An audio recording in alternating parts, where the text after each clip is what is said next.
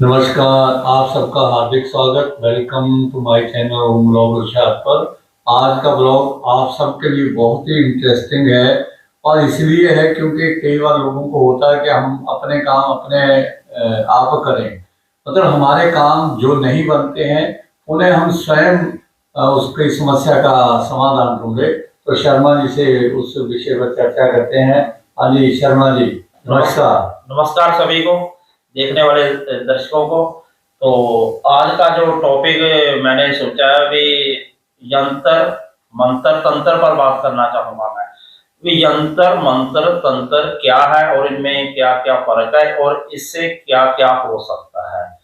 मतलब इनमें ये भी बात इंक्लूड मैं करना चाहूंगा कि कई दफा हम सोचते हैं अगर ईश्वर का अकेला नाम लिया जाए तो उससे ही सभी काम बन जाते हैं। अकेला ईश्वर का नाम लेने और यंत्र मंत्र तंत्र में क्या फर्क है और इसके बारे में विस्तार से बात करना चाहूंगा मैं। हाँ जी शास्त्री, आप कुछ आप बताइए। देखिए, मैं आप सबको ये बता दूं कि अकेले यंत्र मंत्र तंत्र इन तीनों के ऊपर 3 ब्लॉग हम बनाएंगे 1 to 1, है ना? अच्छा है ना? लेकिन आज हम थोड़े रूप में इन तीनों के बारे में चर्चा करेंगे क्योंकि ब्लॉग लंबा हो जाता है। तो यंत्र मंत्र तंत्र इनके द्वारा हमारा जो सनातन धर्म का ग्रंथों का सार है कि यंत्र के द्वारा भी कार्य सिद्ध होते हैं, मंत्रों के द्वारा तो लोगों को पता ही है कार्य सिद्धि कैसे होती है, लेकिन उसके भी आपको बताना पड़ेगा कि कैसे होते हैं अलग अलग ब्लॉग में। और तंत्र की सिद्धि, ये तीनों मैं थोड़ा संक्षेप में इस ब्लॉग में बताऊंगा, फिर लट से हम एक एक ब्लॉग के आपको बताएंगे कि कैसे। अब पहले जैसे यंत्र है, आप सबको पता है कि यंत्र हमारी मार्केट में थ्रू आउट कहीं भी मिल जाते हैं। बिल्कुल यंत्र आपको शर्मा जी पता है, जैसे लक्ष्मी का यंत्र, श्री यंत्र, सरस्वती यंत्र, नवग्रहों के सूर्य चंद्र मंगल बुध बृहस्पति सूर्य शनि राहु इनके यंत्र या नवग्रह यंत्र, सब प्रकार की साधना के यंत्र बाजार में मिल जाते हैं, मार्केट में मिल जाते हैं। ठीक है जी। उसमें भी सबसे शुद्ध जो होता है, वैसे जो अपने घर में ला करके आप यंत्र लाते हो, और एक होता है वो पत्थर होता है भोजपत्तर के ऊपर जो बनाया जाता है यंत्र, वो सबसे ज्यादा है जो इफेक्टिव होता है, क्योंकि उसमें भोजपत्तर में उसकी भी परतें होती हैं, उखाड़नी पड़ती हैं, और कईयों के लिए अनार की कलम होती है, आम की होती है, या मोर पंख से होते हैं। तो वो जो यंत्र है वो बना करके आप उसको कार्य सिद्धि के लिए अलग अलग यंत्रों पर, जैसे अष्टगंध होती है या दूसरे किसी प्रकार का जो मिश्रण बना करके जिससे वो यंत्र बनाया जाता है किसी भी कार्य सिद्धि के लिए, उसका विशेष दिन होता है। उनकी जैसे प्रतिष्ठा करने के लिए कुछ विधि विधान भी तो होगा। बिल्कुल होगा, लेकिन वो ये अपने आप तो नहीं, वो थोड़ा थोड़ा तो सारा बताना पड़ेगा ना। ये इस प्रकार से बताना पड़ेगा। ये पंडित जी से स्थापना हो सकती है कि आपने आप अगर रख कर करो घर में हो जाएगा, ये पूछ रहा हूँ। नहीं, ये पंडित जी का विषय नहीं है, ये विषय है यंत्र जो उसके बारे में। ये तो उसका विषय है जिसने उसको पहले भी लोगों को बना करके दिया है और उनको 100% रिजल्ट आए हैं। ये कौन बनाएगा? ये जो उसमें परफेक्ट है वही पंडित जी हो गए। जैसे पंडित जी नहीं हुए। अच्छा। पंडित जी तो हम एक अर्थ लगा देते हैं कि जो ब्राह्मण है वो पंडित जी, जो उसमें परफेक्ट है उसको पंडित जी बोलो, जिसको उसके ऊपर पूरा मतलब ना ज्ञान है और उसको वो सिद्ध करेगा।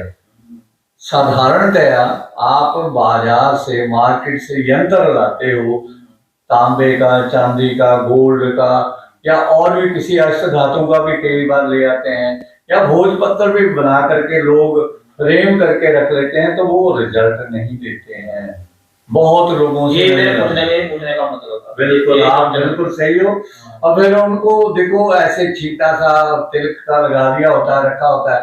जब मैं कई लोगों से मिला हूँ कि इस यंत्र से आपको फायदा हुआ, कहते शास्त्री जी फायदा तो नहीं हुआ, हमने सोचा ये बना के रख लेते हैं तो क्या फर्क पड़ेगा। पड़ता है। मतलब आपके कहने का मतलब है किसी और से बनवा कर रखना चाहिए, फिर वो यंत्र पूरा प्रभाव देगा। जो उसका पूरी ज्ञाता तरह है, से जो ज्ञाता है, ज्ञाता है, जिसको किसी गुरु के द्वारा वो विद्या प्राप्त हुई है तो वो एक ना फोटो ही है ना, चाहे वो जैसे मूर्ति में प्राण हाँ। प्रतिष्ठा करते हैं मंदिर के लिए, वैसे इसमें जैसे यही विधि ये होगी, साधना है जी। साधना है।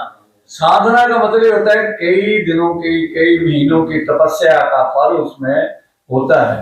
फिर वो यंत्र जो है वो आपको वो विधिवत जागृत करता है और आपको उसका मंत्र भी बताता है कि कभी कभी आप ये मंत्र का जाप भी करो, क्योंकि वो जाप करेगा तो उसका फल मिलेगा। और उसके लिए विशेष दिन होता है, जैसे 4 स्वयं सिद्ध मुहूर्त होते हैं, जैसे बसंत पंचमी है, इसमें आप सरस्वती माँ का यंत्र बना सकते हो। दिवाली दशहरा पर मां लक्ष्मी का यंत्र बना सकते हो। अक्षय तृतीया है, और ये 4 मुहूर्त है स्वयं सिद्ध है।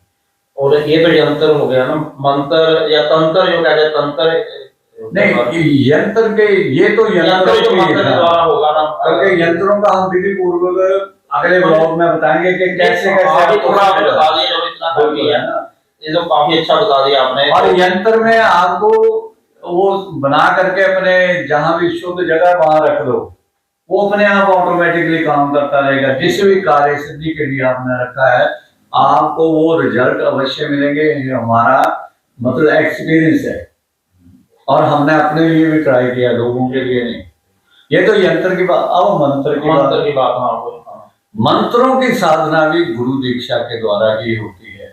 आप जैसे कहीं से भी सोशल मीडिया से कोई मंत्र ले लेते हो, उसको पाठ करते हो, थोड़े दिन करते हो थक जाते हो, क्योंकि आपको उसकी विधि मालूम नहीं है कैसे वो करना है।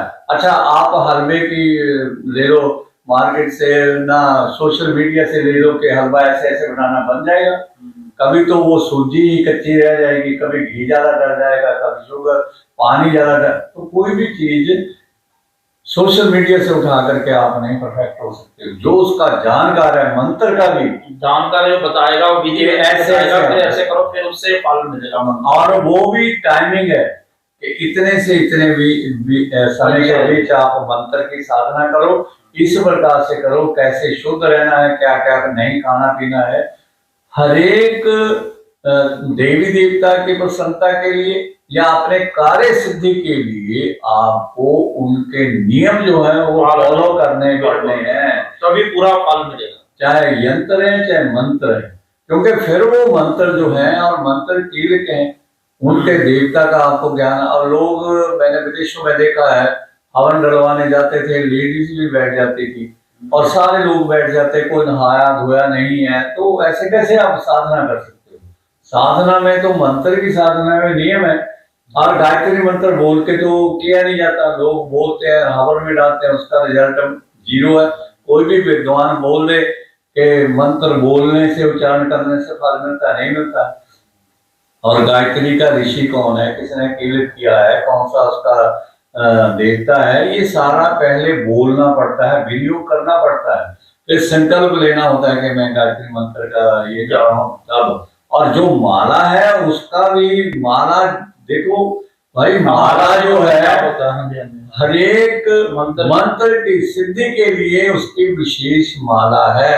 ये नहीं जो उठाई और उससे लगे पड़े।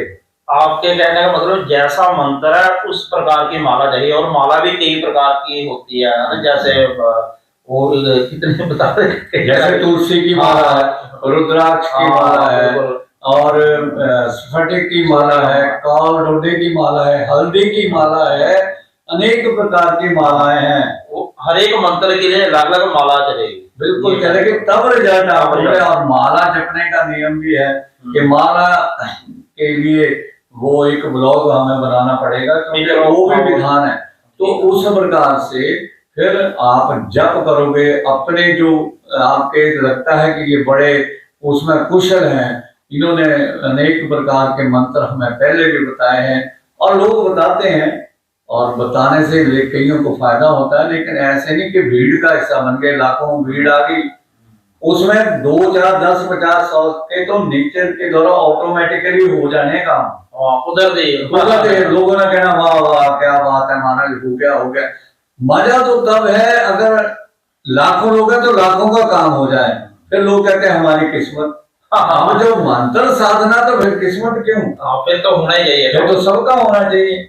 मेरे कई जगह कई लोगों से बहस भी हो जाती है, नहीं शास्त्री जी हमने गुरु मंत्र दिया, क्योंकि मैं कथाबाज कर रहा हूँ, अब भी जाता हूँ, तो इससे काम हो गया। मैं क्या, मेरा करके बताओ, मेरे को सोना पैदा करके बताओ। ऐसे नहीं है लोगों का हुआ, क्यों मेरा क्यों नहीं हो सकता भाई? मेरा भी होना चाहिए, और होता है, बिल्कुल होता है। बिल्कुल, पूरे विधि विधान से बिल्कुल उसके नियम है, कितने दिन पाठ करना है, महीना करना, सवा महीना, 21 दिन, 31 दिन, और कितनी संख्या में करना है, तब आपका काम बनेगा।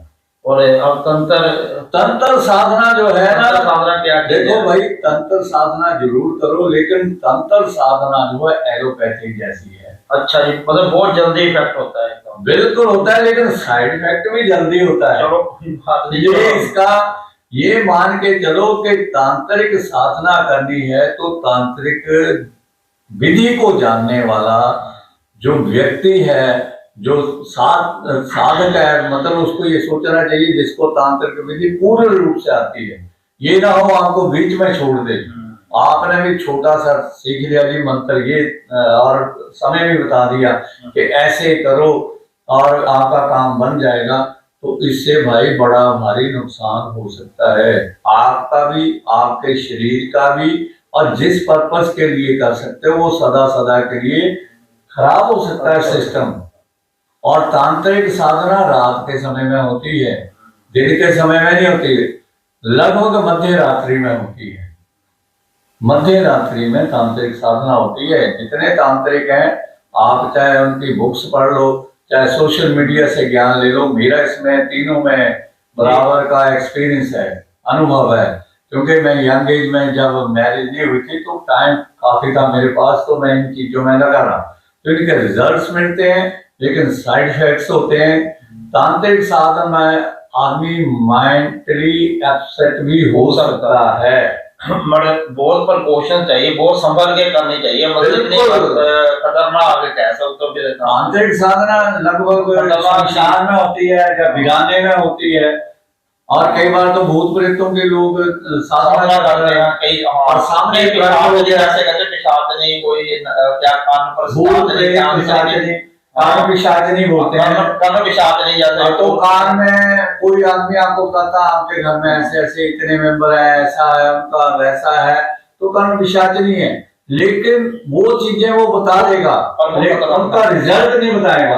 आप भी कर सकते हो सिद्ध, लेकिन सिद्ध करने के लिए वो गुरु हो, और आजकल गुरु के नाम का काम भी खूब चला हुआ। मेरा कोई विरोध करे, इसको डिसलाइक करे, मेरे को फर्क नहीं पड़ता, मैंने तो असली बातें, ओरिजिनल बातें लोगों को बतानी है। और ये जैसे पर इतनी जो जैसे कर्म पिशाच और ये साधना ये खतरनाक है, मेरे ख्याल इससे परहेज ही करना चाहिए। बिल्कुल परहेज, नॉर्मल इंसान को तो परहेज करना चाहिए, आदमी के बस की बात नहीं। देखो तांत्रिक साधना में आदमी ने एग्रेसिव हो जाता है, गुस्से वाला, पहले तो शांत भाव होना चाहिए। अच्छा, जो घर से बाहर नहीं निकल सकता अंधेरे में, वो तांत्रिक साधना क्या करेगा? ठीक है, अगर कुछ सामने प्रकट हो गया तो उसी उसमें घबरा जाएगा। जिसकी भी आप साधना करोगे ना, वो आपको ऐसे कुछ नहीं करता। आपके विल पावर, आध्यात्मिक पावर इतनी होनी चाहिए, आपके गुरु इतने समर्थवान होने चाहिए जो आपको टाइम टू टाइम, समय समय पर गाइड करते रहें। अब तो और उसके लिए बड़ा भाई कठिन है ये तांत्रिक साधना। अब रावण ने भी तांत्रिक साधना की हुई थी, कितने उन्हें कितना कुछ प्राप्त किया और कितने साधु संत तांत्रिक शास्त्र सब कुछ प्राप्त किया, मोक्ष के लिए लगे रहते हैं लोग। अघोर साधना भी होती है तांत्रिक, है ना, तांत्रिक में अघोर साधना, इसके ऊपर एक विशेष ब्लॉग बनाएंगे। और अघोर साधना शर्मा जी, वो होती है जिसमें मृत्यु लगभग उसके वश में होती है। अच्छा, होती जरूर है, लेकिन थोड़ी लंबी चल जाती है। आपको बात पूछ रहे थे नहीं, जैसे घोरी जो जैसे कोई होता है, जब हर कोई खास करो तब घोरी लोग आते हैं वहां से, है ना, वो तो दुनिया से अलग ही रहते हैं, मतलब और घोर साधना जो वो तो अलग ही रहते हैं, दुनिया समाज में नहीं रहते। फिर जो अघोर साधना वो होती है जिसमें वो अपना शरीर भी चेंज कर सकता है, किसी भी शरीर में जा सकता है, कहीं से भी गुप्त हो सकता है, मनुष्य पशु जानवर कुछ भी बन सकता है। लेकिन वो साधना जो तांत्रिक साधना में आती है और बड़ा मुश्किल होता है, स्पेशल आज के युग में, क्योंकि आप जंगल में जाकर के वहां जहां वीराने में जाकर के आप साधना करोगे तो उसके लिए बहुत बड़ा पावर वाला दिल चाहिए। छोटे दिल वाला नहीं तो इसमें न जाए। हाँ बिल्कुल ठीक आपने। अब जैसे यंत्र मंत्र तंत्र की हमने बात कर ली, अब आता है भी ईश्वर का नाम लेना। एक जैसे हम कहते हैं यंत्र मंत्र तंत्र से काम बन जाते हैं, और कुछ लोगों का ये पूरा विश्वास है अगर हम ईश्वर का नाम लेते हैं, जो भक्ति करते हैं, उससे भी हमारा काम बन जाएगा। तो उन तीनों में और नाम लेने में क्या फर्क है? देखो, नाम लेने की भी बात फिर वहीं से शुरू होते हैं। आपने जब किसी से गुरु दीक्षा लेनी है, अच्छा, क्योंकि मेरे हिसाब से जितने भी गुरु दीक्षा देते हैं, पहले तो उनसे कन्फर्म करो कि उन्होंने भी भगवान को देखा है, दर्शन किए हैं, जैसे स्वामी विवेकानंद। ऐसे गुरु पे मिलना भी कठिन है शास्त्री जी। और नहीं उन्होंने दर्शन किए हैं कि ये मंत्र करवा देगा, तो मंत्र कैसे करवाएगा? मेरे को एक बार एक कथावाचक भाई, बुरा मत मानना, मैं भी कथावाचक हूँ, आज भी हूँ। तो सहारनपुर में शायद मैं कथा करने गया होता, शहर का नाम बता देता हूँ। तो वो कथा कर रहे थे, बड़े लोग उसकी कथा सुनने को आते थे, और वो भी मेरे कभी ब्लॉग को देखे तो बुरा मत मानना। तो मेरे को कह रहे थे, हम तो भाई विंडो में बैठ करके दिल्ली की या हरिद्वार के टिकट देते हैं। अच्छा, मतलब नाम दीक्षा में जाना आपको है। तो मैं क्या, अगर आप गए हो वहां तभी उसको बताओगे ना। वो हमारा जाकर के ट्रेन में कोई प्रॉब्लम आ जाए रास्ते में, तो वो किससे पूछेगा? जो व्यक्ति स्वयं किसी जगह नहीं गया है वो, और टिकट देने के लिए किसी ने उसको वेरीफाई किया है कि तुम टिकट दे सकते हो, है ना। टिकट देने के लिए भी किसी ने अप्रूव किया हो ना कि आपको टिकट देने के लिए। मैं कहा मेरे को मोक्ष की टिकट दो, और बताओ आपको किसी ने अपॉइंट किया है कि आप टिकट दे सकते हो? ऐसे लोगों को भ्रमित क्यों करते हो यार? ऐसे मत करो, कथावाचक बनो, जो मर्जी बनो, लेकिन अगर आपने नहीं किया तो उसको कैसे करवाओगे? जिस जगह मैं नहीं गया हूं उसका रास्ता मैं कैसे बता सकता हूँ भाई आपको? या फिर आप बोलो ग्रंथों में, हमारे शास्त्रों में ऐसे ऐसे लिखा, भाई आप भी करके देख लो। लेकिन भगवान के नाम की आपने बात की, तो भगवान के नाम का सिमरन सिंपली करते रहो, साधारण रूप से करते रहो, करते रहो, करते रहो। लेकिन उसमें भी इस तरह से लग जाओ कि रास्ते में जाकर के कितनी परीक्षाएं होती हैं। जितने भक्त लोग हैं ना, वो बड़े दुखी होते हैं, उनकी इतनी परीक्षाएं होती हैं। श्रीमद् भागवत में देख लो, कुंती का देख लो, और वो तो कहते थे भगवान को कि मेरे को दुख ही दुख दो, आप याद रहोगे तब मोक्ष की प्राप्ति होगी। तो ऐसे भगवान का नाम लेने से काम बनते हैं, लेकिन रेगुलर उसका भी नियम होना चाहिए, और कितना संख्या में हो तो जरूर बनते हैं। तो और नियम वो अच्छी बात है, लेकिन साधना करनी है तो उसका हम अलग अलग करके यंत्र की भी बताएंगे, मंत्र और तंत्र की भी बताएंगे। लेकिन फिर भी जो उसका जानकार और नाम लेने का भी जैसे एक होता है ना, जैसे माला से नाम लेते, कोई मानसिक जाप ऐसे, उसमें भी काफी विस्तार से काफी बताने वाला है। हम तो जब बाद में बता नहीं अभी भी बता देते हैं। लेकिन आप माला से जप रहे हो तो मन भी आपका वही होना चाहिए, और शरीर भी, मन क्रम वचन, मन कर्म और वचन पूरा ईश्वर की तरफ समर्पित हो, तभी मन से भी, कर्म से भी और वचन से भी। आप यहाँ माला जप रहे हो और ध्यान आपका अम्बाला में है या दिल्ली में है, और या फिर आपका ध्यान है बहू देखना कहीं दूध तो नहीं भूल गया, मैं माला पूरी करके आती हूँ, तो ध्यान आपका दूध में है। माला आप किसी भगवान की जप रहे हो तो उससे भी कोई लाभ होने वाला नहीं है। इसलिए हमने ये संक्षेप में ये ब्लॉग इसलिए बनाया है कि आने वाले समय में हम तीनों के ऊपर सिंपली, साधारण से आपको यंत्र मंत्र तंत्र तीनों के ऊपर एक एक ब्लॉग आपको आने वाले टाइम में मिलेगा।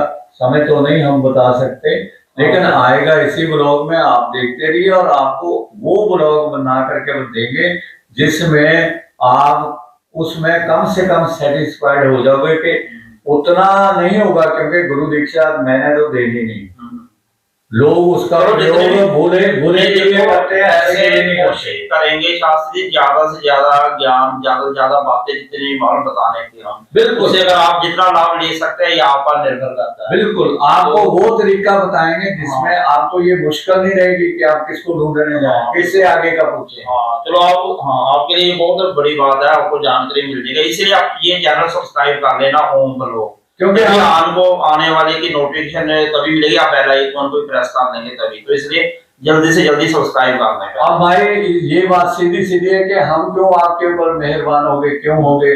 लोग पहले पूछते थे तो यंग में थे, और अब उम्र का वो पीरियड आ गया है कि लोगों को धीरे धीरे बातें बतानी है, लेकिन वो बातें बताएंगे जिसमें आप अपना भला करोगे, दूसरों के लिए नहीं। हम कोई भी ऐसा टॉपिक बनाएंगे कि आप उसका अच्छा करो, उसके लिए करो, क्योंकि लोग बुरे के लिए ज्यादा दौड़ते हैं। कोई विरोध में हुआ तो उसके लिए वो करेंगे, तो हम अच्छी अच्छी बातें आपके लिए हों, आपके घर के लिए हों, ऐसी बातें यंत्र में, मंत्र में और तंत्र में आने वाले ब्लॉगों में बताएंगे। तो आप देखते रहिए हमारे चैनल को, जितने लोग भी देखते हो आपका सबका बहुत बहुत धन्यवाद। और ये चैनल देखने के लिए इसलिए हम बोल रहे हैं कि YouTube वालों ने तो कुछ ऐसा एल्गोरिदम बना दिया है कि वो आगे रीच भेजते नहीं, तो व्यू के ऊपर मत जाइए, आपको जितनी विधि चाहिए वो आपको मिल जाएगी।